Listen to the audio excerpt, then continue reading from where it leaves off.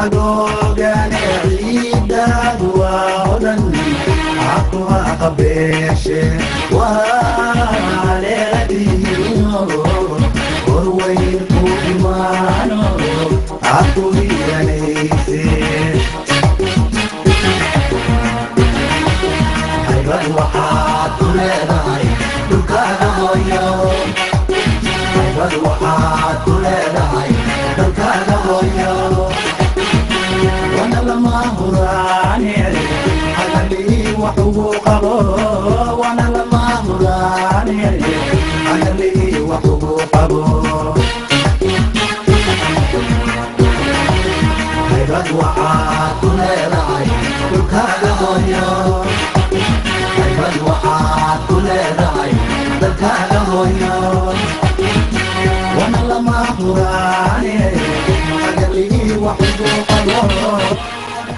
oo wanaagsan idilkiin meel kastood naga daawanaysaan daawadayaasha qiimaha iyo qadarinta mudano waxaad ku soo dhawaataan barnaamij gaar ah oo ku saabsan milkiilayaal ah isla markaana leh laba shirkadood oo midoobay oo ah shirkadda DLA oo uu leeyahay Yaasiin Maxamed Barre iyo nin ka mid ah walaalaha Turkiga Murad Yildiz ayaa barnaamijkan marti noogu ah iyo walaalaheena kale ee Turkiga ayagoo doonaya inay dib ugu noqdaan dalka Soomaaliya si ay wax uga qayb qaataan horumarka ka socda dalka Soomaaliya. Marka hore barnaamijka ku soo dhaweynaya walaalaha Turkiga. marka hore mahadsantiin marka xigta waxaan u mahadcelinaynaa dadka Soomaaliyeed meel kasta ay joogaan dadka Soomaaliyeed iyo dadka Turkiga waa walaalo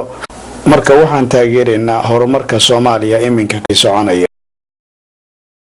Hoş geldiniz. Ben Cüneyt Adak, Somali Devleti'ne ve waxaan ka mahadcelinayaa fursadan aad siiseen Soomaaliya iyo Turkiga waa walaalo waxaan ku faraxsanahay xiriirka wanaagsan ee ka wadhaxeeya wadamada Turkiga iyo Soomaaliya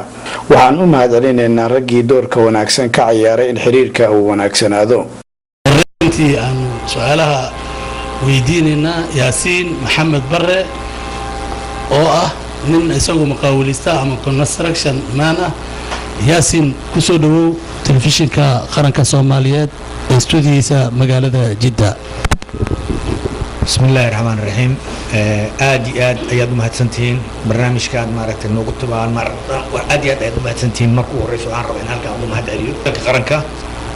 waxaan rabaa marka intaanan ugu gudagelin barnaamijkayga iyo barnaamijka aan maaragtay ugu talagalnay waxaan rabaa inaan marka ugu horeysa ku soo dhaweeyo ninka walaalkaya ee ah injineer Murad Yildiz lehna shirkadda weyn ee dhismaha Sacuudi Carabiya u qaabilsan xagga mashaariicda waaweyn abraajta waaweyn shirkadiisana la yiraahdo MD marka waxa waaye waxaan rabaa in asaga marka hore ku soo dhaweeyo annagoo barnaamijkeena aan gudgeli doono u soo jeesan doono marka ugu horeysa waxaan rabaa inaan ku hormariyo asaga maadaama uu asaga maaragtay yahay ninka fikradda iska leh rabana inaan shaqada ugu weyn ama mashaariicda ugu waaweyn aan ka fulino Soomaaliya haddii Ilaahay ma uusan dhihin annagoo ay noo mid tahay Soomaaliya aanan lahayn Muqdisho Hargeysa Berbera meel hebel annagoo waxay noo tahay Soomaaliya oo idil waxaan rabnaa meel walba ay joogto ama wadan walba ama gobol walba ee ka mid ah Soomaaliya inaan tagno haddii Ilaahay ma uusan dhihin aan ku fidino mashaariicda aan wadano ama aan samayno horumar aad iyo aad u weyn ama maaragtay ha noqoto xagga dhismaha xagga maaragtay mashaariicda maaragtay abraajta kulli waxaan rabaa marka hore inaan ku soo dhaweeyo. بسم الله الرحمن الرحيم. أولا فرصة سعيدة شوف الأخوان الصوماليين معنا تلفزيون الصومال الحكومة الصومالية marka hore waxa ay tahay fursad wanaagsan walaalahay Soomaaliyeed ee ka socda telefishinka qaranka Soomaaliyeed oo ayagu booqashada noogu yimid. طبعا إذا يجي علاقات أنا شخصيا علاقاتي قبل العلاقات الدول أنا تقريبا 17 سنة بين 17 ل 20 سنة علاقات مع الصوماليين كل أكثر من 50% موظفين حقتي من الصومال من المهندسين مدة 17 سنوات أبا iyadoo wali Turkiga iyo Soomaaliya cilaaqaadkooda intaan saa wali uusan u wanaagsanaanin waxaan intaba aan cilaaqaad la lahaa dhamaanba soomaalida ku nool magaalada Jidda ma aha markii ugu horeysay طبعا وانا برضو ما انسى الرئيس حقنا السيد الطيب اردوغان وانا فرحان كثير ثبتت علاقاتنا مع اخواننا الصوماليين ما aha mid la ilaabi karo madaxweynaheena Erdogan oo isagu wanaajiyay xiriirka labada wadan aad iyo aad baan ugu faraxsanahay يفتح لنا فرصة ويكون موقف مع اخواننا الصوماليين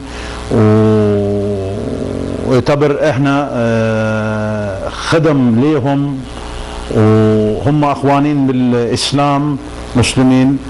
واخوانين من ايام القديم علاقتنا قويه جدا ايام الدوله العثمانيه خدمتاسي وخدمه انسانيه اسلامركانا وخدمه ولالهنا سوماليات mana aha cilaaqaadkeena cilaaqaad hadda ma aha waa mid soo jireen isla markaana xoog badan طبعا دحين واحنا فرحان اكثر وشرف لينا وفتح لنا فرصه الاخ ياسين تقريبا 20 سنه مايا waxaa fursad noo ah inaanu furno fursad kale aniga iyo Yaasiin oo muddo aanu soo wada shaqeynay 20 sanadood اصلا احنا قبل 6 سنة بلش التفكير عندنا تبدا عمل فاونديشن الصومال كان من قرارات شركتنا ومع شركة اخ ياسين ومع شركتي انا قبل 6 سنة كان احنا اخذنا قرار لروح الصومال تبدا حياة المستقبلنا هناك والصومال نفس الوقت وكون الخبرة اللي احنا اخذنا في المملكة العربية السعودية تقريبا 34 سنة بدأ نقلوا على مدة 6 سنة بقى أنا ياسين وعن كنت لمنا أما أن كن فكريني سيدي أنه أوجا سمين لهن فوتيشينكا وحويان أفكا صوماليكا وحلوجي هذا أساسك تابرنا أن كسمينه إسلام كنا أن هوشنا أن هرمرينه طبعا بالظروف ما يسمح لنا الا موجود كان يدنا المشاريع لازم نتخلص منه ونفس الوقت كان الصومال كان شويه ما كان بين صوره يعني clear picture there was no clear pictures about the government يعني كان ما في واضح كان الحكومه كان waxaa noo saamixi weysay duruuf inagoo aanu haynay mashaariic aad u fara badan isla markaana aanan weli dhammaynin markaasi laakiin markaasi ma jirin beejka hadda jira ee fiican hadda beej fiican bay dawladdan samaysay isla markaana aad iyo aad baan maartay ugu faraxsanahay inaan dib ugu noqono Soomaaliya aan u soo eegno بس بعد ما الحمد لله دحين صار وضع احسن من اول وبعد ما زيارتين رئيس السيد طيب اردوغان وشفنا الامور كان سيوتبل داون دير واخذنا قرار Soomaaliya iminka aad iyo aad bay u wanaagsan tahay kadib markii isagu booqasho uu ku tagay madaxweynaheena طيب رجب أردوغان الصومالية تاسينا وحيكون توسيسا إن الصومالية أمان تاي وبعد ما سوينا استشارة مع أخ ياسين أخذنا قرارنا إذا أي طلب من علينا من قبل حكومة تركية من قبل حكومة صومالية الجاهزين يكون النقل كل إمكانياتنا على الصومال وكون جنب أخوانا الصوماليين وعربنا حولها أنت أنكو هيسنو إنه أوريجينو دنكا الصوماليا ما دام الصوماليا أي ولا لهين سي أي أيجانا أوقفا إيدستان ياسين سؤال شو جوهر سنكو يدينه واحد تاي واحد وربحنا قصيصة ujeedadiinu waxa ay tahay maadaama aan anaga markii hore ka qaadanay fikir dadka Soomaaliyeed ee ku dhageysanaya inaad u cadayso. bismillaahir rahmaanir rahiim. markuu hore sorta waxaan rabaa in halkan ka salaamo dhamaan madaxda Soomaaliyeed oo ugu horeeyay madaxweynaha Soomaaliya ra'iisul wasaaraha gudoomiyaha baarlamaanka dhammaan madaxda Soomaaliya wasiirada baarlamaanka inta ku jirto dhan ummadda Soomaaliyeed meel walba ay joogto dal iyo dibad waxaan rabaa in halkan ka salaamo salaanta muslimka aan ku salaamo assalaamu calaykum waraxmatullaahi wabarakaatuh. bacda salaam haddaan u soo noqdo su'aashaada fikradda aad wadaan iyo mashruuca aad wadaan iyo waxa aad rabtaan in Soomaaliya ka qabataan ama aad u tagtaan maxay tahay horta markuu horeyso waxaan rabaa in Soomaaliya meel ay joogto ama madax ama shacab aad arki doontaan walaalihii Soomaaliyeed ee ku nool Sacuudi Carabiya qaasatan mamlakad Sacuudi Carabiya waxyaabaha ay ka qabteen iyo haddii mustaqbal Soomaaliya ay ku laabtaan maxay ka qaban karaan Soomaaliya. Soomaaliya waa wadan qaniya sida uu madaxweynuhu hore u sheegay oo meel walba uu ka sheego iyadoo ay ku soo fool leeyihiin tujaar badan rag badan oo istismaara wadamo badan raba inay yimaadeen dad badan ay rabaan inay maal gashadaan ayaan waxaan rabnaa inaan ra'yi caamka aan tusno inaan annaga maadaama aan nahay Soomaali aan wax qabsan karno wadankana aan wax ka qaban karno loona baahan doonin insha Allah biidnillaahi kariim dad shisheeye inay wax noo qabtaan okay waa dalbanayna maalgelin waxaan leenahay waxaan rabnaa walaalaheen adduunyada joogto ama meel walba joogto ama carab ha noqoto ama maaragtay wadamadan kale ha noqdaano waxaan u baahnaa annaga kaliya waxna maalgeliyo laakiin ficil wax qabasho ahaan alxamdulillaah rabbil caalamiin waxaa joogto dhowr boqol oo qof oo Soomaaliya oo lahjadii ku hadlayso oo wadankii ku dhashay wax soo barta maanta alxamdulillaah rabbil caalamiin. marka waxaan rabnaa mashaariicda mustaqbalan Soomaaliya imaan doonto ama wadamada dariska wadamada maaragtay oo carabta ah ama wadamada kale ee maaragtay daneynay inay Soomaaliya yimaadeen tujaar baa bir imaan doonto deal new deal ba hadda shaqeynayo waxa laga yaabaa in maalgashadayaal wadan badan ay yimaadeen in ay Soomaaliya leedahay dad dhismo inaan tusno ayaan rabnaa. مستر مراد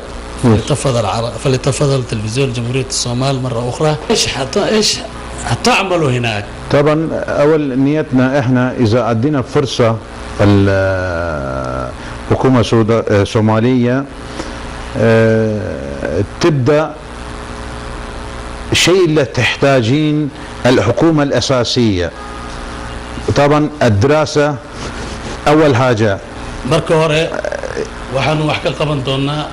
waxa ay xukuumaddu u baahan tahay waxyaabaha daruuriga ah. إذا ما في مدرسة ما في تعليم ما في فايدة ولا فلوس ولا أملاك ولا أي حاجة. يعني مدرسة وحبرشة جيرين وحفايدة ولا ذا ماله حتى ولو كان الفلوس حتى هدي أي العقد. المرحلة الثانية طبعا الصحة. مرحلة اللباد وحويان عافماتك مستشفيات مستوصفات اسبتال هذا اما كلينيك وحل هذا مستوصف هذا يرير والاهم حاجه كمان البنى التحتيه marka laga yaabaa markaad Soomaaliya aad tagto hadii alla idmo inta ilaa in ka badan ba aad shaqaaleyn doonto shay aad muhiim u ah وهدفك aan ka duulayno ama aan u soconno ayuu horta ku ka yahay sida hadda aragtorto waxa tagtay aan ka dhaxgalay hal mashruuc oo mashruucada aan wad kamid ah insha Allah waxay ka bacdi waxaan rabaa inaan ku tuso mashaariicda kale kan waa konton waxaan rabaa inaan ku tuso mid 68 oo asaguna ay shaqo ka socoto saakay mashruucaad saaka tagteen horta waxa leeyahay golden tower waa mashruucyada hadda ugu waaweyn walow alxamdulillaah rabbil caalamiin hadda Sacuudi Carabiya ay tagtayba ay horumar weyn ay gaartay haddana ay bilaabi doonaan macnaha 300 oo door ayaa la bilaabaya oo hadda wixii ka dambeeya waa iska tagtay oo waa mashaariic waaweyn ayaa laga bilaabaya wadanka balse mid ka daawan waa konton door aad soo aragtay alxamdulillaah rabbil caalamiin inta ka shaqeynayso boqolkiiba 90 waa Soomaali fikradda ah Soomaaliya markaan tagno hadii Ilaahay yiraaho waxaan anagu noo qorsheysana waxay tahay halkii nin ee Soomaaliya inuu wado 20 nin oo aan waxba aqoon khilaal 5 shuhurna oo nin walba oo hortiisa u shaqaysan karo anagu waxaan marka dheernahay dadka Soomaaliya joogo waxaan haysanaa dad Soomaaliya oo luqadii yaqaan ninka Soomaaligana wax bari kara kobcin kara soo saari kara boqol qadaadiye hadaan geyno waxaan aaminsanahay uluf inay ka soo baxayso Soomaaliya oo subax dambe aysan bilooba baahanba wax banaanka ah horumar badan baa jiro أول قعدت علوق قراعي جري وحاسوا على جنب حد إن شاء الله وحن رجينيا كل وحن مالينا تلفزيون في قرية الصومالية وحلا يا بني ما ده حد يقولون في لسانه يسوع وحن الله وحنا مهندسين بدن وحاجوا جدت وحصوا برتي صومالي وحيد ترى وحيد تسوق تابسي وحواي أمام بين لقى سوق هذا أمام بين لقى شيء جماعة عقود دي بتالو مشاريع دي بتالو وحي يبنا يالله dad baa waxaa laga yaabaa inay sawir caadi soo qaataan annagu waxaan haynaa cuquudi waxaan haynaa wax ficila oo ay dhoodu ku arkayaan madaxda Soomaaliyeed sheegay ummadda Soomaaliyeed meel walba ay joogaan annagu hadda kullay berrito waxaa imaan doonta mashaariic xukuumiya iyo mashaariic dad personal ay leeyihiin personal dadka mashaariicda ay leeyihiin shakhsiga fardiga ah markay berrito mashruuc dhameeyaan ama aan saxiixno waxaan ballan qaadaynaa dawladda Soomaaliya ama aan contract aan ka qaadan dawladda Soomaaliya inaan badaal mashruuci aan sameeyno bilicda magaalada Muqdisho مثلا haddaan qaadano mashruuc oon ku heshiino annagoo oo soo bandhigayno urud haddaan ku guuleysano waxaan noo qorshaysan aniga walaalkii Mahandis Muraad oon ka dhaadhiciyay مثلا markaan mashruuc qaadano inaan dhisno ugu yaraan 2 darjiin oo kamid ah magaalada Muqdisho oo aan soo celino bilicda magaalada Muqdisho haddaan ka tago baydhaba haddaan tago ee aan mashruuc baydhaba aan ka qaadano ee aan ku guuleysano darjiin 2 darjiin ayaan u ballan qaadaynaa inaan dhisno maal gelino kana dhigno jirdiinooyin caalami ah tabarucaad waa tabarucaad aan kale ka sii codsanaya waxaa jira jirdiinooyin la qaatay oo la tagay anagu Soomaaliya wax ku soo baranay muhiimsiin badan oo Soomaaliya wax ku soo baratay ayaa jira jirdiinooyinkaas waxaan ka rabnaa inay soo celiyaan dhisideeda hadday noqoto personal dad shakhsi hadday yimaadeen hadday dawladda noqoto hadday noqoto shirkado kale oo caalami ah oo wadanka maal gelin oo shaqo ka qaadano waxaan ballan qaadaynaa annagoo noo qaasa aniga iyo walaalkii Muraad shirkadiisa mashruuci aan saxiixno ee aan qaadano inaan bilicda magaalada Muqdisho ay ka qayb qaadato أولاً وحكى فائدة أنت سكون أو صومالية ثانياً قفك صومالية أما قفك شخصية أسجع يدنتي زوت لكن واحد جر واحد صومالي وكان حيس هرجيس هنغطو بربره هنغطو بيدبه هنغطو كسماي هنغطو أول صومالي أنا وحنا وش جينا ما ده الصومالية ذو إدل ملول الباقي جوجان صومالي أنا وأنا صومالي مشروع والباقي يالنا وحن حولنا إن أنا جنا أن العين عنك قابلنا قرنه tartan nagalno markaan ku guuleysano waxay garab socdo oo ay gobolka gudoomiye walba gobolkiisa oo noo soo raadsanaya jirdiinooyinka oo haysto inuu noo keeno leeyahay war waxaan sanay jirdiinooyinkaani waadinki ballan qaaday dhisa annaguna waxaan sameeynaynaa 3 naqshad ay dalbadaan ayaan ugu dhisay hadii ilaahay awadayaal inta ayaan ku soo gabagabeynaa barnaamijkii gaarka ah kaamirada تقادر حق السود البريتكا وعلي جامع علمي على كوس واحمد اسماعيل محمود احمد عرب سلا ايوه نبت